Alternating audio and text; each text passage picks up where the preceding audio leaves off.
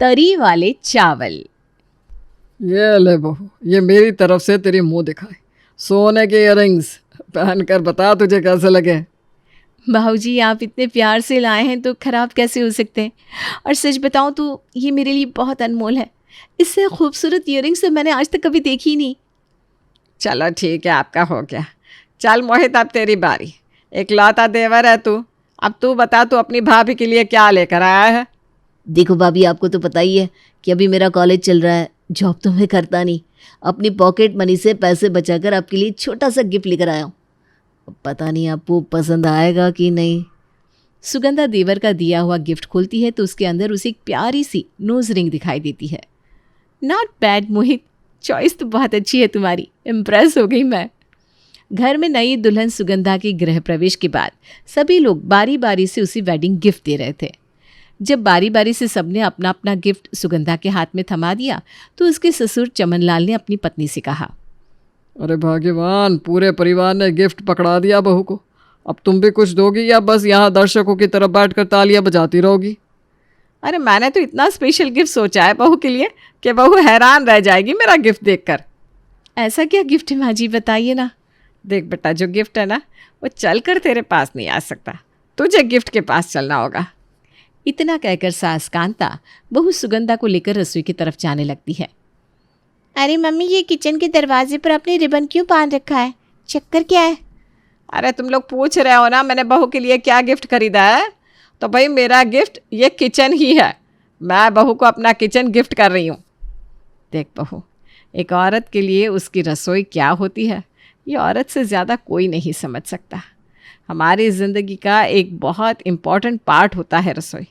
और आज से, बल्कि अभी से, मैं अपनी रसोई तुझे गिफ्ट करती हूँ। अब तू इस रसोई में जब मन करे, जो मन करे, जैसे मन करे वो पका और खा। मेरा इस रसोई में आज के बाद किसी भी तरह का कोई दखल नहीं रहेगा।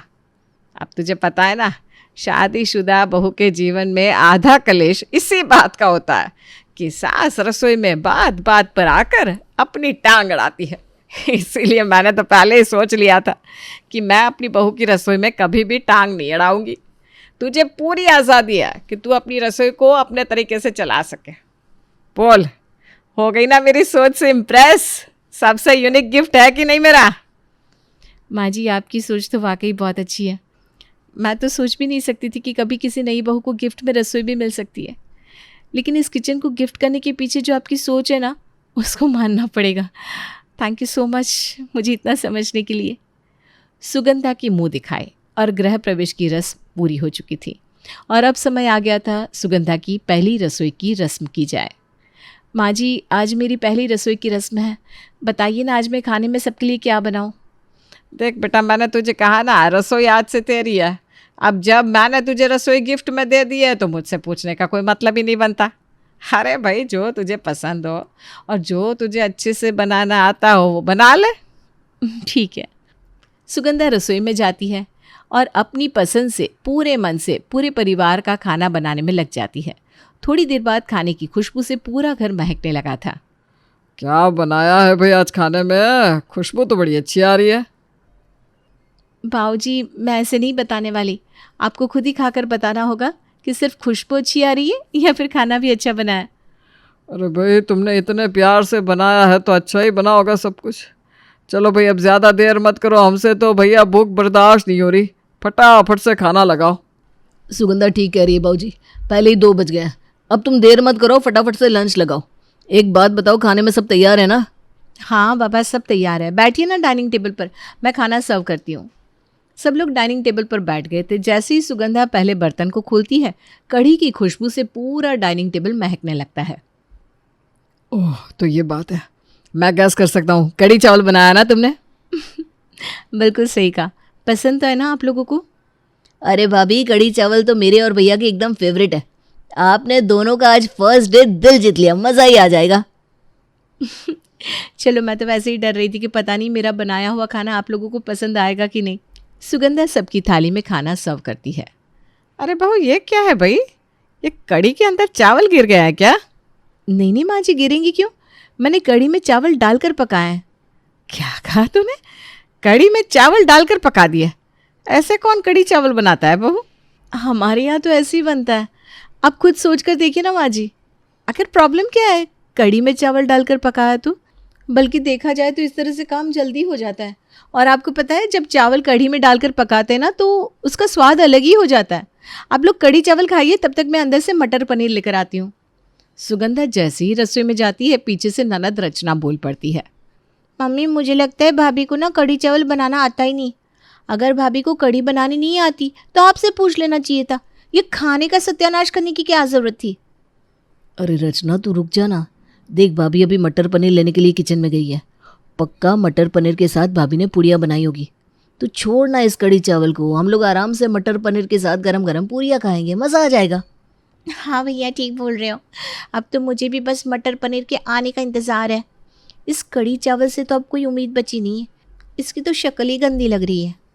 इतने में रचना मटर पनीर का बर्तन लाकर टेबल पर रखती है और बारी बारी से सबकी थाली में मटर पनीर सर्व करने लगती है। ये क्या है सुगंधा, मटर पनीर में भी चावल डालकर बनाया है क्या तुमने? हाँ, तो इसमें प्रॉब्लम क्या है? तरी वाले चावल कभी खाए नहीं क्या आप लोगों ने? खाने की क्या बात करिए बेटा, मैंने तो तरी वाले चावल का नाम पहली बार सुना है। ये कौन सा तरीके का खाना बनाना सीख कर आई है तू?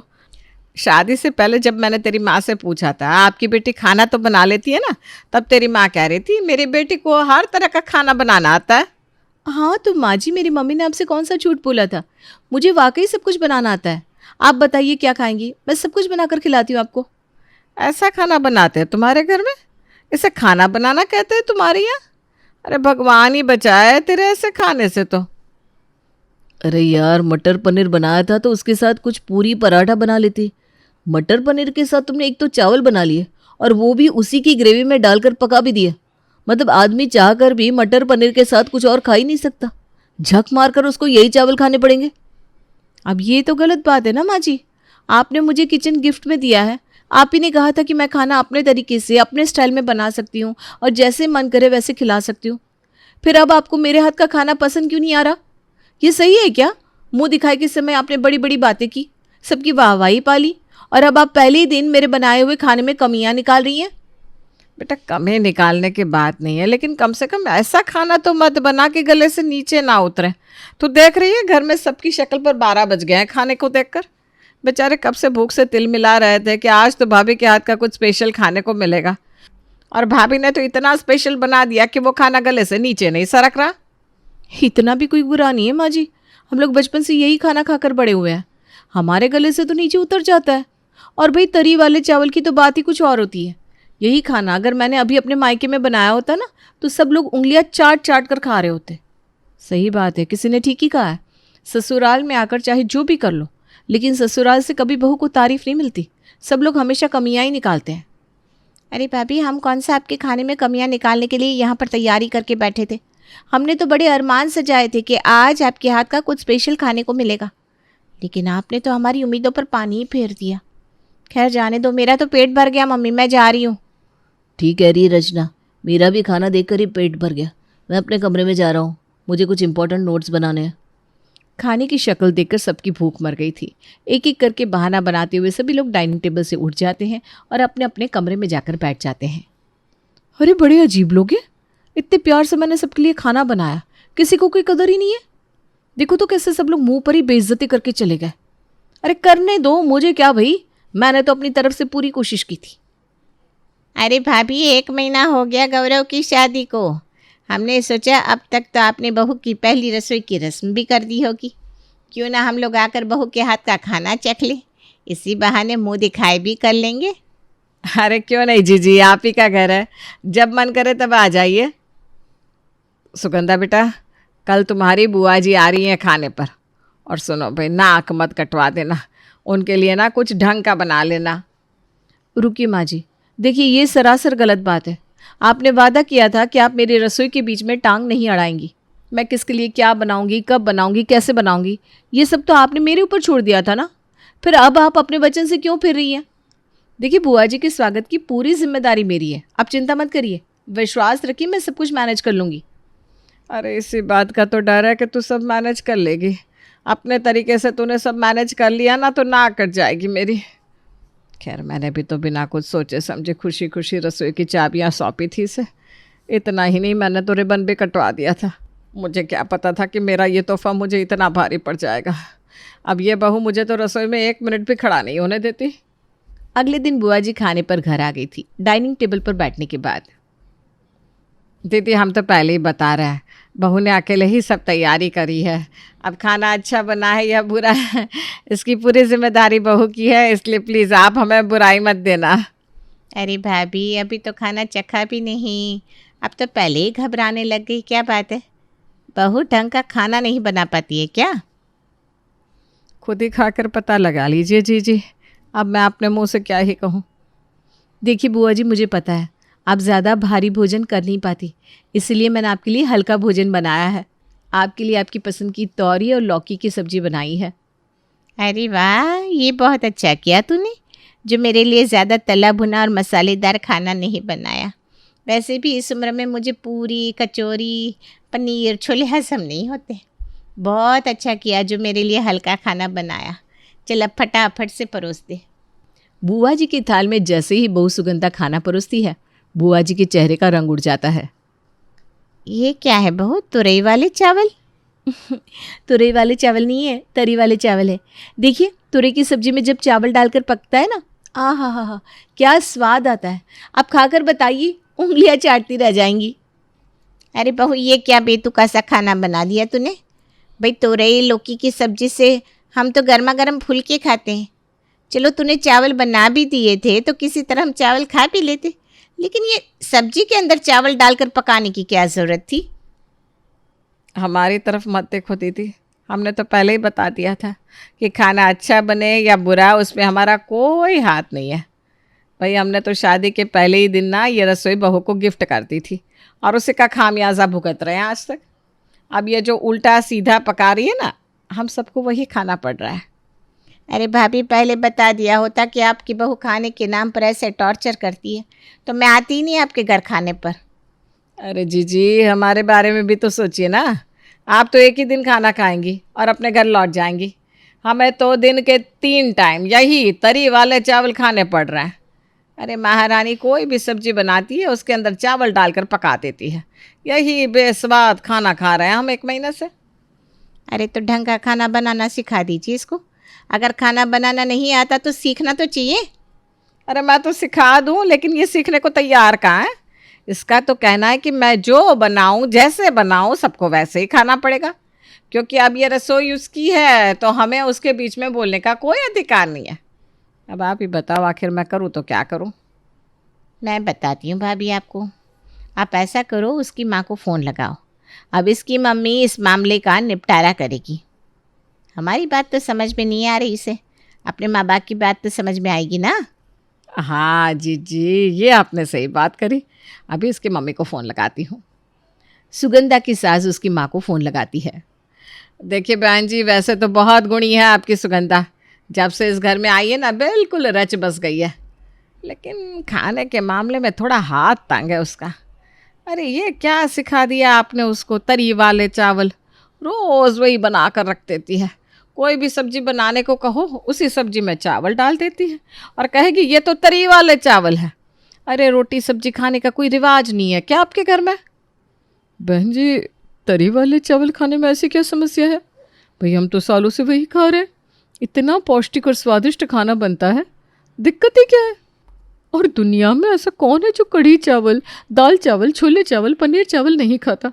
बस हमारा पकाने का थोड़ा अलग तरीका है, बाकी तो कोई अंतर नहीं है। और अपने अपने स्वाद की बात होती है। हमें तो ये तरी वाले चावल में ही स्वाद आता है, मुझे इस पर कोई बुराई नज़र नहीं आती। समधन की बात सुनकर सुगंधा की सास फ़ोन रख देती है। देख लिया जीजी आपने, इसकी माँ को कोई खराबी नहीं लगती तरी वाले चावल में, बल्कि वो तो अपनी बेटे के हाथ के खाने की मुंह भर भर के तारीफ कर रही है। अगर ऐसी बात है ना भाभी, तो ऐसा करो, बुला लो इसकी माँ को खाने पर। इनको तो मैं सुधारती हूँ। बुआ जी के कहने पर अगले ही दिन सुगंधा की माँ को खाने पर बुला लिया जाता है। आज तेरी माँ खाने पर आ रही है ना, तो आज तेरी रसोई से छुट्टी। आज हम दोनों ननद भाभी मिलकर अपनी समधन के लिए खाना बनाएंगे। ठीक है बुआ जी, मुझे इसमें कोई प्रॉब्लम नहीं है, आप लोग बना लीजिए। कुछ देर बाद सुगंधा की माँ सुगंधा के यहाँ खाने के लिए पहुँच जाती है। देखिए समधन जी, हमको पता चला कि आपको आलू के पराठे और कचौरी बहुत पसंद है, तो बस हम दोनों ने अपने हाथों से आपके लिए आपकी पसंद के पराठे और कचौड़ी तैयार की है। अब आप खाकर बताइए कि आपको कैसी लगी हमारी खातिरदारी। अरे बहन जी, आप तो कह रही थी आपने आलू के पराठे बनाए हैं, लेकिन ये पराठों के अंदर तो चावल भरे हुए हैं। ये कौन से तरह के पराठे हैं? हमने तो आज तक चावल वाले पराठे नहीं खाए। अरे बहन जी, टेस्ट करके देखिए, ये तो हमारे यहाँ की फेमस डिश है, चावल वाले पराठे। आपने आज तक ट्राई नहीं करा क्या? नहीं नहीं बहन जी, हमने तो नाम भी आज पहली बार सुना है कि पराठों में भी चावल डालते हैं। जी हम समझ रहे हैं आपकी दुविधा। अब जैसे तरी वाले चावल हो सकते हैं तो चावल वाले पराठे भी हो सकते हैं, है ना, क्योंकि सबका अपना अपना खाने का तरीका है। अभी तो आपके लिए कचौड़ियाँ भी बना कर रखी है, आप पेट भर कर खाइए जी। सही बताऊं तो ये आपकी चावल वाली पूरी और कचौरी मेरे गले से नहीं उतर रही। मुझे समझ में आ गया है आपके लिए सुगंधा के हाथ के तरी वाले चावल खाने कितने मुश्किल होते होंगे। मैं सुगंधा को समझा दूंगी कि वो अपने मायके की रीत यहाँ ना चलाए, बल्कि यहाँ पर आप लोगों के लिए वैसा ही खाना बनाए जैसा कि आप लोगों को पसंद है। बुआ जी की तरकीब काम कर गई थी और अपनी माँ की बात मानकर सुगंधा पूरे परिवार के लिए उनकी पसंद का खाना बनाने लगी।